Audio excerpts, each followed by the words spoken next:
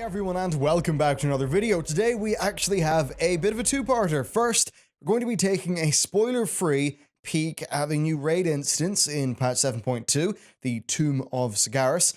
And more importantly, we'll be covering the events of the People vs. Fire Lord Nomi, a ginormous stress test of Blizzard servers that has my curiosity piqued for a few reasons and was also quite fun and looks kind of unique, so it'll be fun to see that. Now, the Tomb of Sargaras. It's a 9-boss raid instance, it's coming in the next patch. I got a look at a pretty central wing of it on LFR when it was up for testing, including 2 of the bosses. Unfortunately, the first in that wing didn't actually spawn though, but that's okay because I more want to go over the look and the feel of the place in this video, because Blizzard have once again managed to craft a really top-notch looking raid, which is always, wonderful to see. So we enter the cathedral area of the raid, which is overlooked by the accompanying dungeon, the Cathedral of Eternal Night.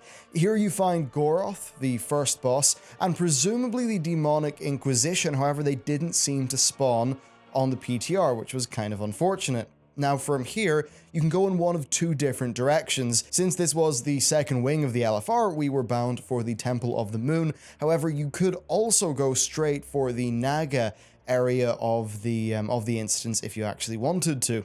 So we head down to the Temple of the Moon. Now this is really cool looking, they teased it at BlizzCon. Some of the nicest looking Night Elf ruins to date overall, to be sure. Down here we face a fair amount of trash, and then we face the first boss that we encountered. The Sisters of the Moon is a pretty cool council fight where you deal with 3 different bosses. Only one is active at a time. I think it's at, like 70% and 40% that they swap over, but the others will be meddling with you throughout the fight. Now, much of the fight involves dealing with, just the various different mechanics that they do. These range from, simply standing out of an arrow volley, to not pulling a glaive in front of people, to moving to the correct side of the room, to reset stacks of a damage-taking increased debuff that you consistently have to manage based on the phases of the moon and how they reflect on the floor, which is pretty cool. Based on either being a full moon or an empty moon, the NPCs have special abilities. The only one that was an issue for us, though, was Lunaspire. She puts a shield on the active boss. Now, this shield's got loads of XP, or HP even, and it has to be nuked down within 12 seconds or else it explodes and does catastrophic damage to everyone who is there. For some reason, it was tuned to what somebody claimed was a near mythic number, which was a bit odd since we were there in LFR, but that was a bit of a fun thing to deal with, but we eventually got through it. Now, simultaneously, you also get small healing absorb shields on all of the players in the raid, and basically, if they are not overhealed away, they'll explode and do AoE damage, so you need a spread for that.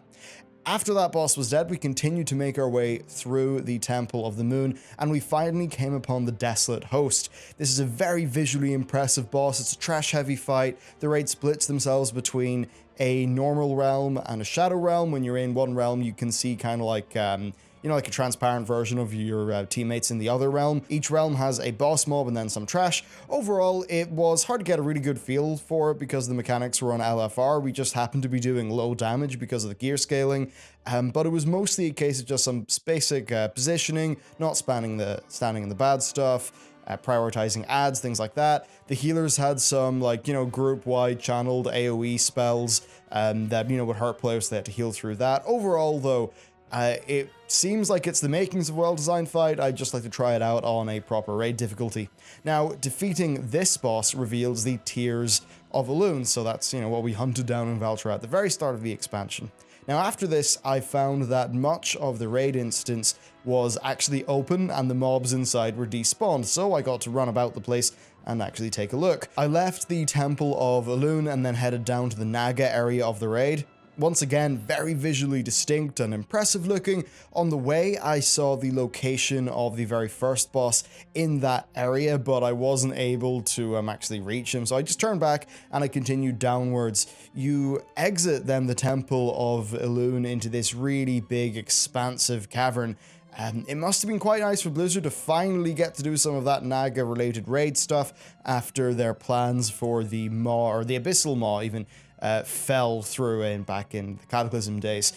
We then come upon a room that's very similar, well, will be very familiar anyway to those of you who did the Throne of Tides dungeon back in Cataclysm. The boss in there, of course, wasn't there, but I assume this is where you'll be able to use the Tide Stone of Golganeth, which, you know, it's basically as we're going through this instance, we're kind of using the different pillars of creation that we picked up. Now, clearing up to here will have involved you defeating the first 6 bosses of the instance, and I do like how there's a decently non-linear aspect to that layout. The final 3 bosses are the Maiden of Vigilance, the Fallen Avatar, and of course Kil'jaeden.